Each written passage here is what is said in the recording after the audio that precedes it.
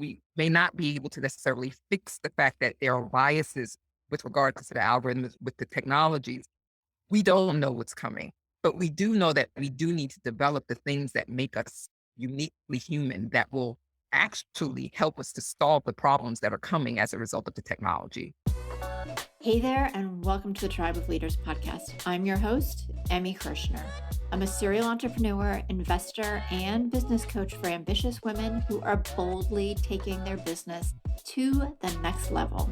And I believe that building a successful business isn't about working 24/7 just to merely meet a revenue goal.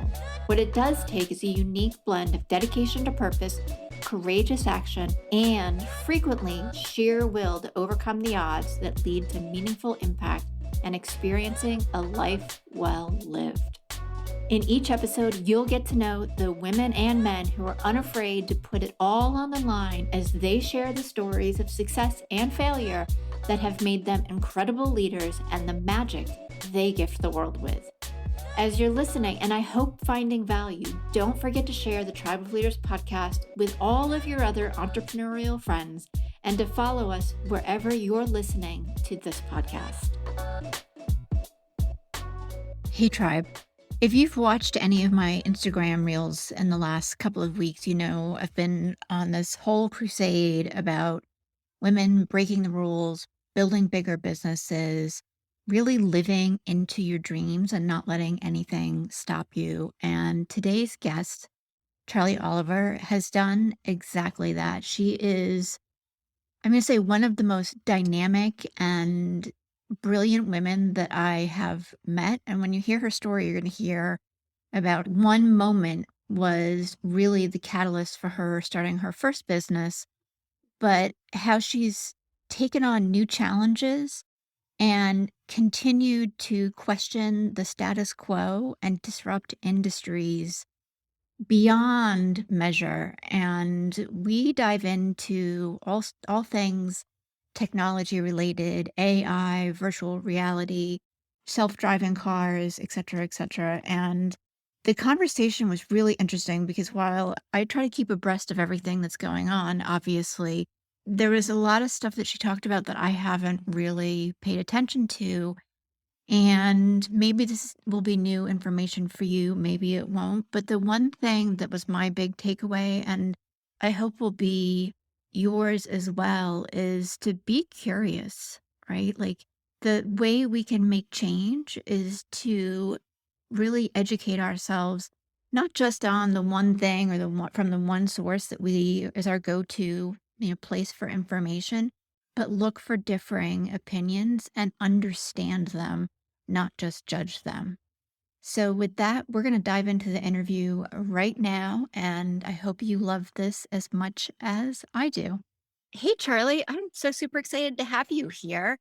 I can hardly wait to dive into multiple conversations with you because what you do at Tech 20, I wouldn't say 2020 now, Tech 2025 is so cool to me. And I'm going to stop talking actually, because I'm going to let you introduce yourself before I ramble on all the things that I'm interested in. As a fellow podcaster, let me just say I understand that because I'm the same way. So don't worry about it. We've got this. Thank you so much for having me on the show. I'm really excited to be here. I loved our initial conversation and we just Yeah. went all over the place and it's good. So I look forward to that, to continuing it at that. I am the founder and CEO of Tech 2025, which is a futurist, I call it pragmatic futurist organization and a technology organization that helps people and businesses to prepare for the technological future. So we focus on the innovations that are coming and their impact on business and society and people, of course. And so we started doing that in 2016. I technically launched it in November 2016. We started doing live events and think tanks, which was the primary way that we communicated with everyone. We bring all kinds of people together. We want to make sure that we have a diverse audience. And we just began to sort of talk about the things that we know that people need to learn about and need to talk about and want to talk about that they're not hearing in media or even at work. And so, and asking them how they want to participate in innovation and how they want to prepare for what's coming. Now, little did we know that all of this would be coming this way, but here we are. So that's it. Yeah, yeah, and but it's so exciting because, like, I've got this mental bulleted list in my type A brain, things to cover because your website is, one, super cool and very informative, but you talk about 2025, not 2020 people, but 2025 as being kind of like the next big leap in technology, and there's so many different areas between AI and blockchain and virtual reality and the metaverse and everything else that's happening. So why is it 2025? Like not 2026 or 2024?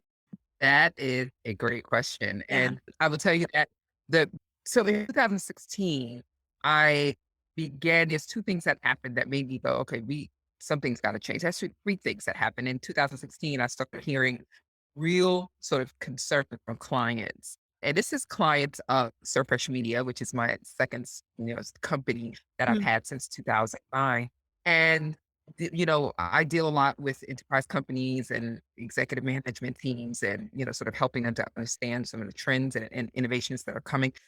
They were all just kind of like, what is going on with this AI machine learning? How do we prepare our organizations for that? What do we do? And the first thing that I said was, are you talking to the rest of your organization? How are you having these conversations? It's not going to be top down anymore. You guys have to prepare for that. It was a little too early for them to grasp that, right? But I knew that that was a big piece of the puzzle that would need to come together if any of this was to work to our benefit as a society, right? And then the other two things, which is really very much the case, is that I listened to an interview, or no, excuse me, I read an interview. Technically, it was an article with Sebastian Throne and Eric Schmidt, former chairman of Google. And in that article, they sort of were informally offering a rebuttal to Elon Musk and the late Stephen Hawking. So they are tech utopianists, and Elon Musk and the late Stephen Hawking was sort of tech dystopianists, right? The AI could possibly kill us or whatever. And so one of the things that I said that I heard in that interview constantly throughout the whole piece was them saying that we shouldn't worry about any of it. It's gonna be great. Stop being silly. AI is just gonna be, it's gonna make us, better, more, and everything. And I thought to myself, wait, this is a bunch of crap, right? Like, because if that is the case, even if best case scenario, all of this technology takes us into a utopia that we never could have imagined, right. we have to pay a price to get there. Since when do we ever get anything wonderful in life without paying a price? At Yeah. what cost, right? And the fact that they weren't even willing to entertain that sent chills down my spine because I thought, well, you have enough money where you could go to the middle of middle of the earth and hide out while the rest of us frying on the top, from these whatever. So that's the second thing. And then the third thing was the day after Trump was elected, I sat in front of like 10 feet in front of Mark Zuckerberg at an event, Techonomy, and listened to him answer a question that he himself says he sort of regrets. It was the turning point for him in Facebook, where he said to the audience, the question was, was Facebook responsible for, the election, for Trump winning and the Russian interference? And he flat out categorically said, no. You remember that, right? Yeah. No, there's no way. And I sat 10 feet in front of him when he said that. And I thought to myself, this is the man, one among many, who are going to be running the world with AI and these coming technologies. And we've got to figure this out before that happens. Because if we don't intervene and participate and take the wheel, not just take it from them, but co-drive this bus, we're all going to go off of a cliff. And so it was under that umbrella of my client reading this things, Eric Schmidt, and this arrogance is what I would call it. By the way, he has since changed his tune. And then also Mark Zuckerberg, that I thought, who's talking to ordinary people? Who's talking to the employees? Who's even letting them know that they need to help figure this out? Right. So that's when we started having these events. And it changed everything for me. And from what I'm told, it changed a lot for people because people came up to me and they started saying, God, I didn't know that I could understand AI or that I could figure this out or go back to my company and talk about this in a smart way. Yeah, and I feel like Eric Schmidt, Mark Zuckerberg, like the powers that be, like they get so enamored with the technology that they're not thinking through the cause and the effects of just randomly implementing their new Right. baby. Right. And the problem with that is not only is it that they can think through it, but they can never figure it out without having the people in the room Right. who understand what it's going to feel like to be on the receiving end of things when they go wrong. You see, because again, they have enough money, they have enough cushion and enough support where when things fall apart, they can go get a bunker and they may lose some money, market, they might, but Whatever, they are right. whatever. It's not going to be the same as it is for, a single mother with kids or an elderly person or, people of color. It's just not. And so that's to your point. I mean, they are building these technologies in them within their own brain and their own little hub, and they're not letting the people in who should be in those rooms, which is us. And I feel like just because we can create something doesn't mean we should necessarily implement it into any aspect of our life. Right. If you talk to people who develop AI, and you ask them, you really sit down and ask them questions about the future of AI, about the next 5 to 10 years, I guarantee you, you're going to hear wildly different answers. Yes. And you Yes. are going to hear a lot of hesitancy about being able to pinpoint exactly where this is going. And I'm not saying that they actually have to know exactly where this is going because technology doesn't sort of evolve that way. But they can't address right now yet and still the ethical issues, the issues that we know are here that are only going to magnify and intensify in the next 5 to 10 years. They still can't address those issues. So it's a reasonable question to say, should we, you can't really put the brakes on anything. And I'm not saying that we should, but are we getting ahead? Are we letting the train go, run ahead of us? And I think the answer is yes. The thing is, we can't stop it, Right. but we need to put some guardrails. We need to do that. And we're not doing that enough. So you Right. talk to Right. people like that and they don't know how to answer those questions or even to have that conversation. Right. Very work. So for listeners who are like taking this in and aren't super knowledgeable about all of the technology, what are some of the issues that you see that we all at least want to start paying attention to and educating ourselves on? You mean in terms of things that will impact us sort Yeah. of as a society? I mean, I think the most important thing is what happens with the algorithms, right? The black box, not understanding. And we don't even necessarily have to understand how the algorithms arrive at the decisions that they do. We may never fully know that, especially because as they develop, they're getting quote unquote smarter. They're learning how to sort of fix their own issues. And it's quite profound actually when you think about it. I mean, but I think the thing that we need to understand is that a lot of the issues that we have, the biases that we have as human beings, right, is just built into the technology now. It's built into the algorithms. It's like it's not going away, right? We aren't educating people enough about those things and what they are and how to mitigate them or even just even understand how to have a conversation about it. And the problem with that is that I think, and this is just my opinion, we are offloading as a society, as individuals. And we all do this because everything that we need, we just go like this, right? We pick up Right. our phone and boom, I don't need to think. I just want to click, click, click. But the problem is that listen, I'll be the first person to tell you that, right? But the I just problem is had a thought and I'm like, oh, I'm going to post it on Facebook. exactly, right?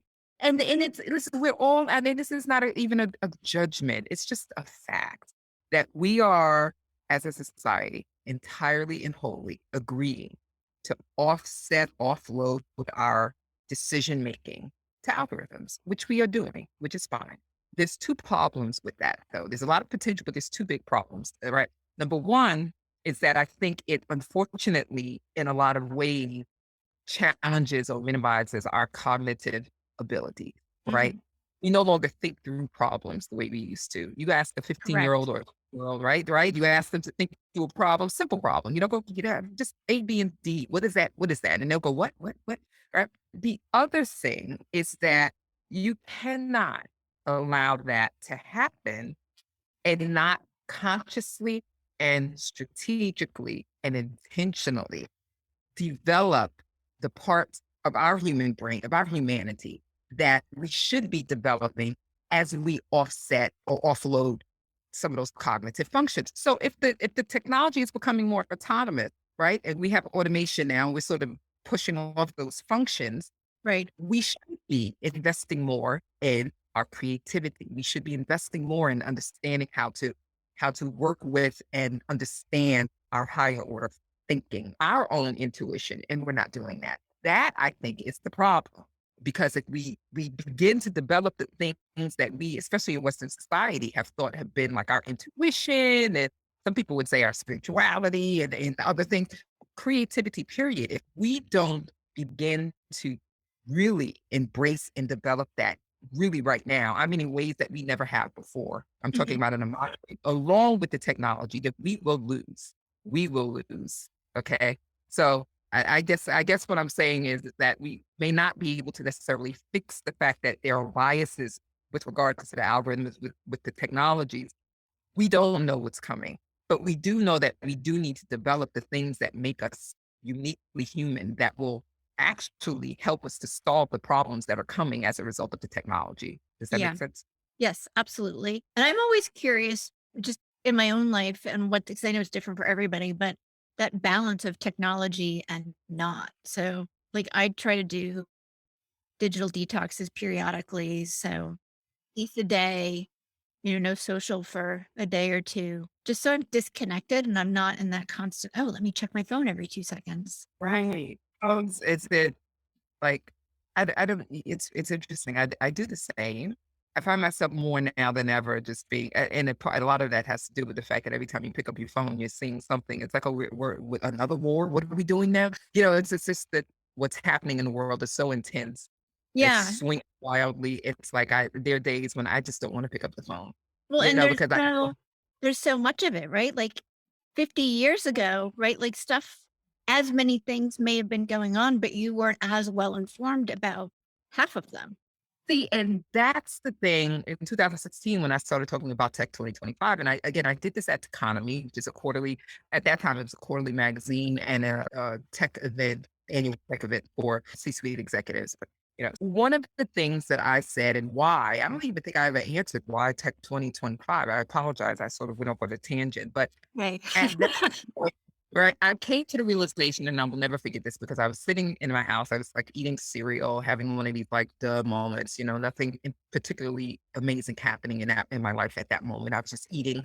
And I realized when I saw it, really sat and looked at all of the emerging technologies that are developing right now. It's, everything, autonomous vehicles, robotic, CRISPR, gene editing. Look at all of that. I said to myself, at that time in 2016, if you ask the developers of those technologies at that very nascent phase, when is this going to really come to fruition? Whatever it is you're developing, whatever emerging technology, when is it going to really take hold in society and really be mainstream?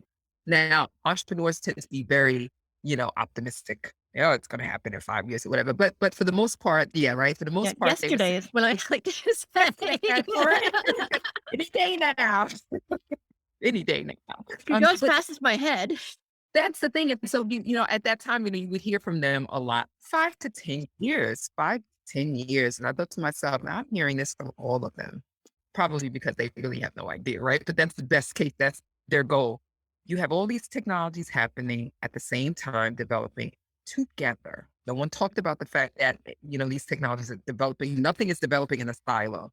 That means within the next 5 to 7 years, we're looking at an explosion of technologies sort of really being embedded in society around the world and us sort of being like at that point, which turned out to be 2025.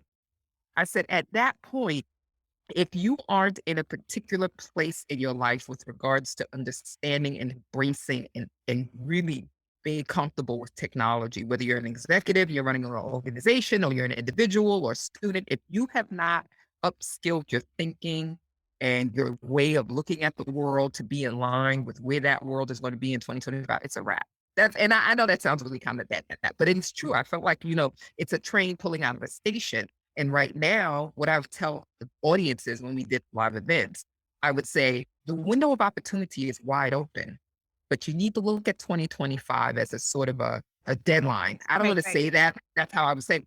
And keep in mind that The window is open, but it's closing exponentially in proportion to the acceleration of the development of these technologies because the big tech companies, they are swooping in. They're going to swoop in and they're going to take the opportunities. They're going to take the biggest opportunity. They're going to, and they're going to begin to drive this bus to however they do. So my thing with Tech 2025 and anyone who would come to our events, and we had everyone from 18-year-olds to 80-year-olds sitting there talking about this stuff, which is great. My thing to this audience was, you better get your piece of the pie now. Get your piece of the pie now. Figure out what this is. Train yourself, upskill yourself, and be unapologetic about what you choose to do and how you choose to do it, or you're gonna get left behind. Because I no one knows. No one knows what's going on. Yeah, well, they don't. And I've heard it. I mean, I've listened to a couple of podcasts where people have talked about it kind of top level, which has been a great way to build awareness for me, but Mhm. I don't see it in the New York Times. Yeah. I missed that day, but They just did research on, I forget. I should probably, I'll send you the link. It's really fascinating. yeah. So years into AI, enterprise grade AI, they did a survey of executives and managers in Mm. enterprise companies to ask them how comfortable they were with AI. Do you know what it is? So they asked them some really basic questions. It turns out, even at this stage, no one knows what the hell it is. No one can really. It's too funny. It's funny, We're just right? messing with something, but we don't really fully understand it. Yeah, whatever. Oh, good. We've world impact. No worries. AI, whatever. But I feel like that's very important because it goes to show, and this is what Yeah. I tell the audience, don't believe the hype. Don't buy into it. Don't be pulled by it. Listen to it, take it into consideration. But for the love of God, there's a hype cycle in technology in development, and it's real. It's been the case Oh, since yeah. the time. Don't let Well, Gardner and these companies drag you into that BS. I think about like all the marketing that goes into like the new smartphone in the moment. And I mean, I'm an iPhone user, but it's like they do such a great job of building want and desire. And they've Yeah. changed like five things that you're not even going to use. And at what point, how slim does my phone need to be? Is it still getting slimmer? Because Yeah. I don't, it's good enough. Yes. Yeah, absolutely. I want to shift gears a little bit because I'm really curious about your evolution as an entrepreneur and thought leader. You started your first business, you said, in 2007, right? In 2007, yes. And That's this when I and tech, thought, yeah, and tech 2025 is your third. yeah, So ooh, a what lot of pain in those years. what was the catalyst for you starting the first business? That's a great question. I love that. Okay. Yeah. So I came from, I know this whole freelance work from home thing is new, but I've been freelancing pretty much my whole life in terms of going in and out of companies, doing what I wanted to do and everything. And so I had done a lot by the time I started. I mean, people would look at my resume and say, "My God, how many lives have you lived in this one?" Like I had that kind of resume, right?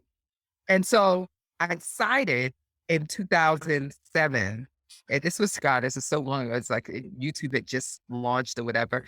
When you are an entrepreneur and you launch businesses, which you will do you again and again and again because you have a million ideas, you begin to see a thread of your desire in terms of what you want to contribute to the world throughout those businesses. It may manifest itself differently in each business, but you see the thread of a common goal or purpose.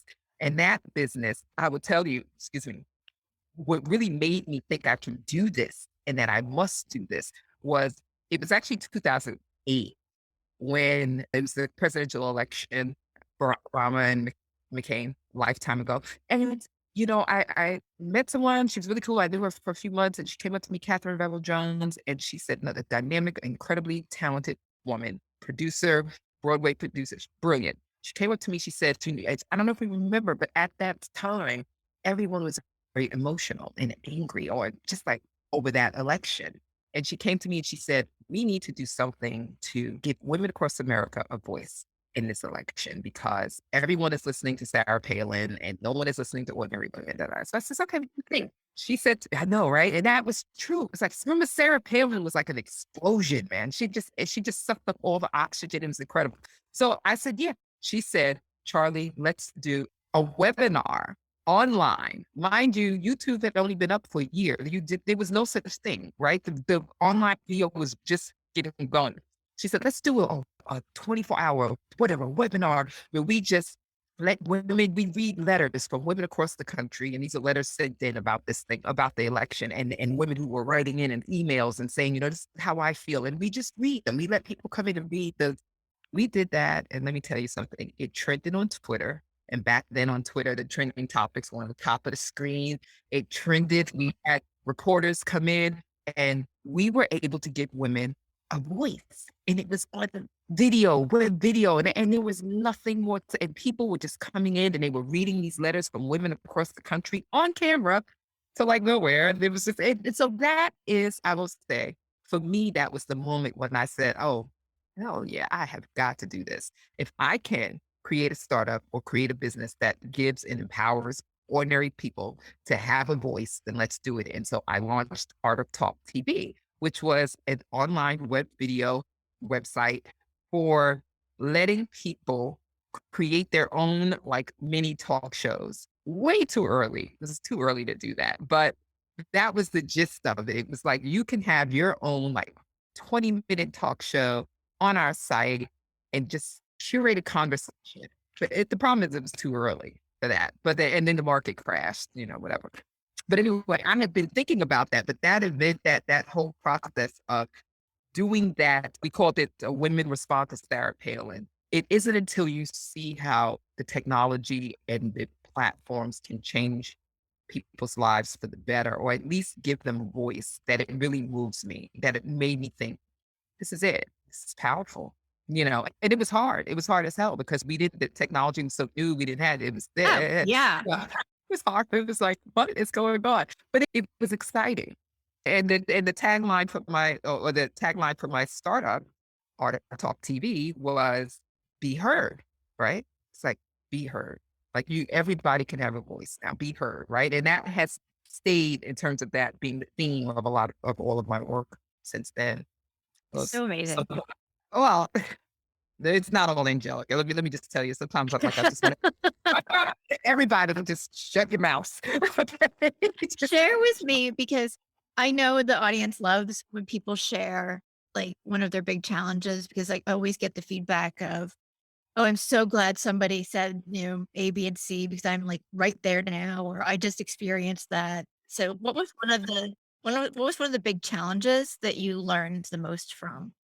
Oh, that's a brilliant question, and let me tell you, the answer just comes spewing out of me because it's to the day I die, it will be the challenge that changed my life, and it was through my startup, right? So Art of Talk TV, an investor, believe it or not, at that point, wanted to give me $250,000 to get it, which I was like, "Great. Oh my god, this is insane. I love it." But I didn't really like what he was saying. I've had meetings with his partners. I had meetings with them. They had just invested in another startup that was a video startup, by the way, that Warner Brothers ended up buying, I think. Anyway, I walked away from that deal. I was like, no, this doesn't feel right. Even though it's $250,000, I have to walk away from it. There's something about this I don't like. A few months later, the market crashed. So glad I didn't take that money. So glad. Yeah. And here's the thing about that. This is a twofold thing. Here's the thing about making hard decisions about whether to take the money or not. I would go out to dinner and lunch and everything. We'd have lunch with the investors and wonderful guy who was the managing partner. But he would sit there and sort of talk about how good life is. And he had a good life. He had a lot of money. He smoked cigars and just talk all day. Old white man with a lot of money. There you go. Right. So you know what I'm saying. And I used to think to myself as a Black woman, I used to go, this guy doesn't have a care in the world. He's got big house, beautiful money, this, that. And something, what is it? What is he doing that I'm not that? And you look at that and you think, I don't know. I don't know if I will, I'm not saying that was what I was aspiring to be, but you can't help but look at the difference and say, he just doesn't have a care in the world. Well, a few years later, he was actually arrested for, for, for a Ponzi scheme. Okay.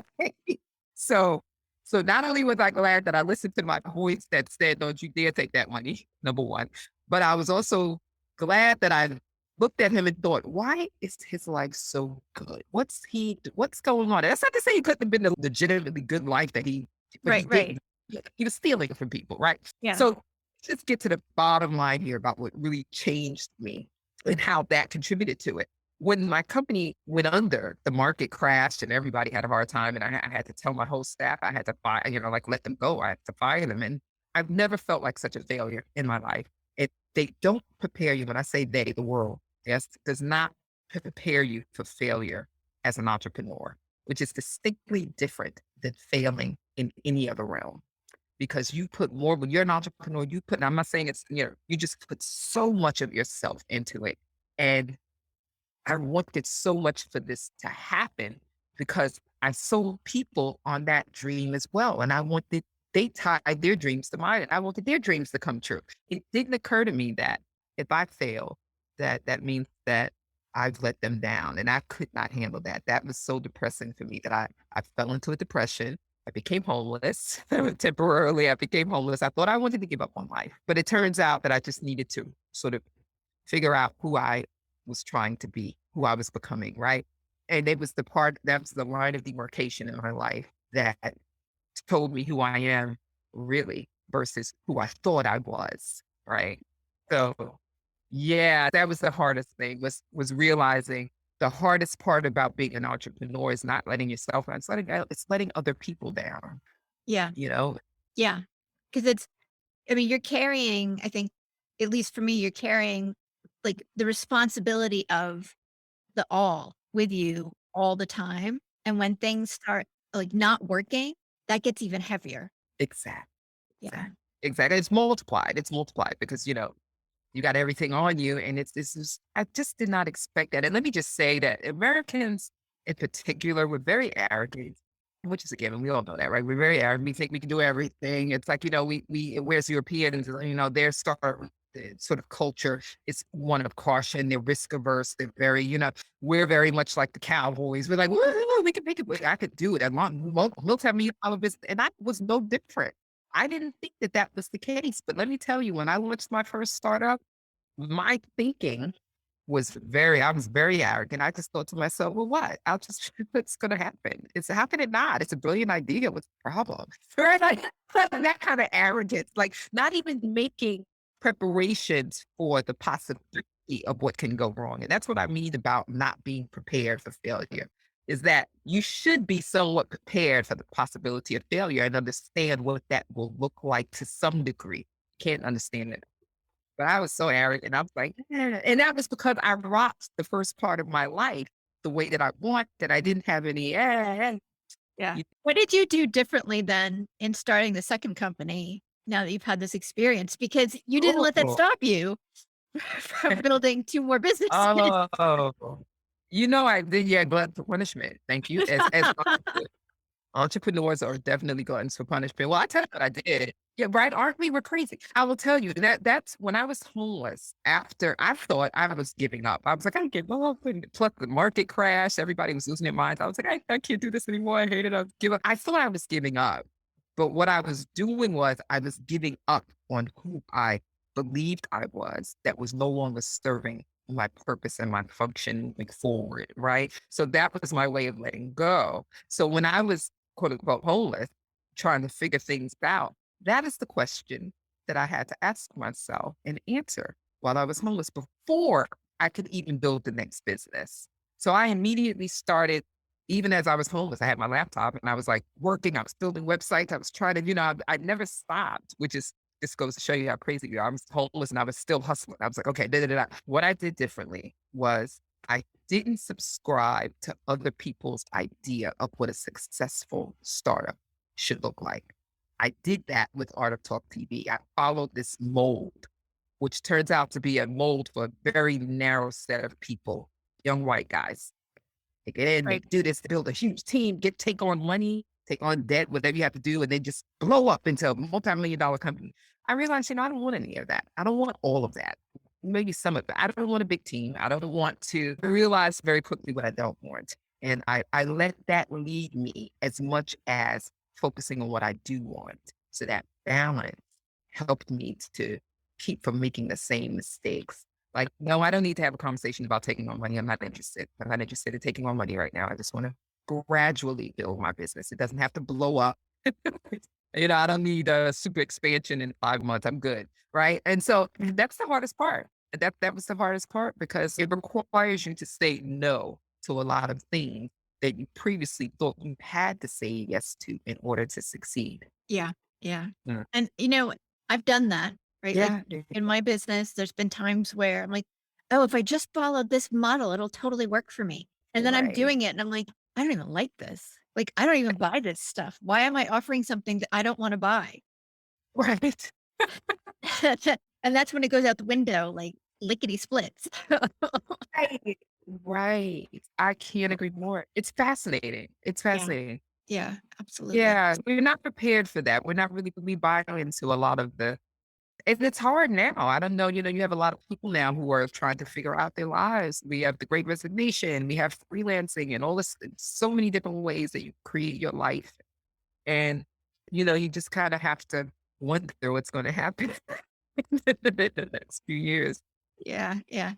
Charlie, we are out of time. It's gone by so quickly. So I want the one thank you so much for coming on and everything that you've shared. But for people who are like, I need more of Charlie, where can they find you? Oh, okay. Well, that's easy. So I am on social media. Thank you so much for having me on the show, by the way. I've Oh, loved this. you're welcome. Great. I am, it's complicated on Twitter.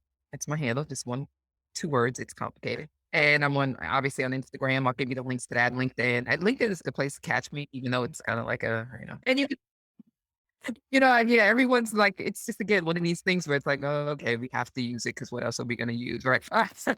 But I am responsive. So if you do email me or want to connect with me or whatever, do that. You can email me at charlie@tech2025 or just go to the site tech2025.com. We're in the process of rebranding, so it's an exciting time. So if you go there, sign up for the newsletter and everything, and we'll keep in touch with you. But also in the next 2 months, we're going to be sort of relaunching the site and we will have events and sort of a revamped community. So I'm excited about that. Oh, that's exciting. Now, will you have live events or are you having live events? Thank you for asking. I am going to, we were doing average of 3 events, live events per month for three Oh, wow. years. Yeah, and that's including my client events through Surface Media, so it's a lot. I am definitely going back to live events, but they will be selective. They will be more, it's not going to be as intense as it was before. But yeah, live events. Our community is asking for them. People email me and they're like, I missed the events. I missed the big tanks. And I'm like, All right, well, I'm putting my hand up. I want to go. yeah, you're coming. You're coming. We need 2 days in the room. Yeah, Will. right. I don't know how that's going to work, but it'll be fun. It'll be like magic, Yeah. crazy magic, but You're magic. crazy nuts. The traumatized the whole okay. Maybe they need that shakeup. I think they do. It's their problem. Like, go with the flow. It's Yeah. fun. Absolutely, absolutely. Anyways, Charlie, thank you again so much. And for everybody who's listening, we will see you next week. Thank you for having me. Take care, guys. Thank you so much for being a listener of the Tribe of Leaders podcast. I am so grateful for each and every episode that you tune in and listen to. And I hope that you get a ton of value that you can implement starting today. I do have just a quick favor. If you wouldn't mind hopping on to wherever it is that you listen to podcasts and leave us a rating and review, it would help us tremendously so that the Tribe of Leaders podcast can be found more easily and help inspire other entrepreneurial leaders.